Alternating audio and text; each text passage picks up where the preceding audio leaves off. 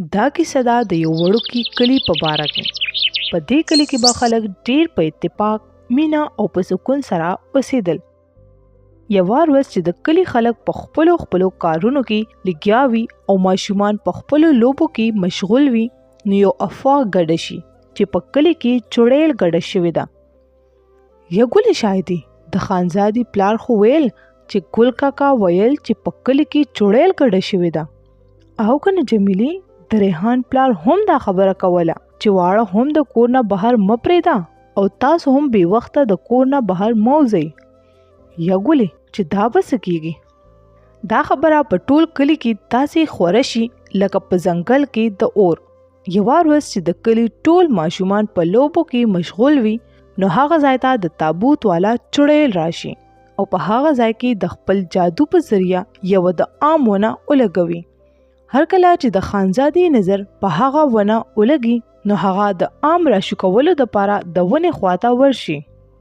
واو، څومره ښکلي امونه دي، زه ترې زر زر راشو کوم، هسې نه بیا راپسې نور ماشومان راشي.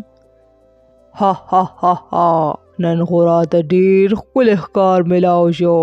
ها ها ها ها.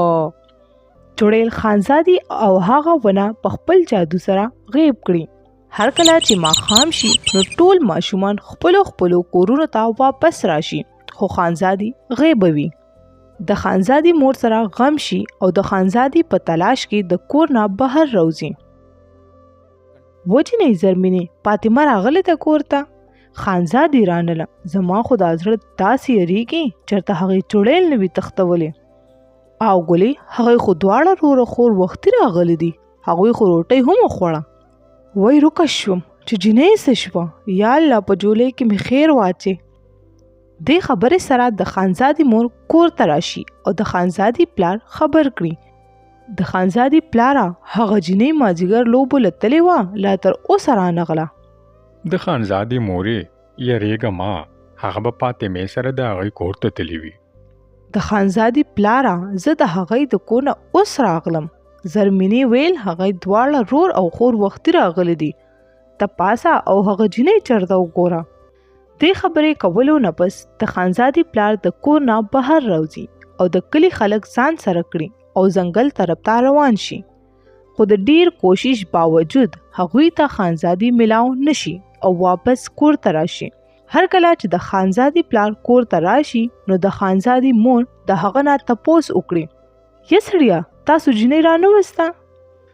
شایدې مونږ خو ټول ځنګل وکتو، خو خانزادي ملاو نه شوه.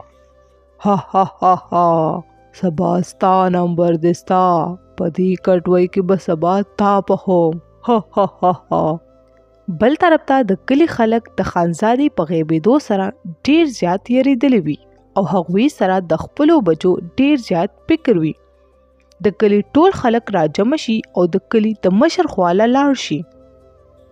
بچو، داسې واقعې زما په ژوند کې ډېرې زیاتې راغلي دي او الله پاک زموږ د قدرت الله عامل په ذریعه مدد کړی دی. هغه یو ډېر رسېدلی عامل دی.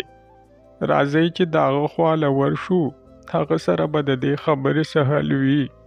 د کلي خلک د عامل ځای ته لاړ شي. قدرت الله، د ګل خان لور د پرون نه روکه ده او کلي ته یو چړیل هم راغلی ده. موږ سره ډېر زیات فکر دی چېرته د ګل خان لور هغه چړیل نه وي تښتولی. او مشره، ما ته هم پته لګېدلې ده ستاسو کلي ته تابوت والا چړیل راغلی ده او د ګل خان لور د هغې په قید کې ده. خو تاسو فکر مه کوئ، ما سره یو ښاپیری ده، هغه به زموږ مدد وکړي. عامل چله شروع کړي او ښاپیرۍ حاضره شي. عامل ښاپیرۍ ته ټوله کیسه بیان کړي. دې نه بس ښاپیرۍ کلي ته راشي او ګل خان او د کلي خلکو له تسلي ورکړي او هغوی ته وایي، ګل خانه چې هیڅ فکر ونه کړې، زه به ډېر زر ستا لور خانزادي ستا خواله صحیح سلامته راولم.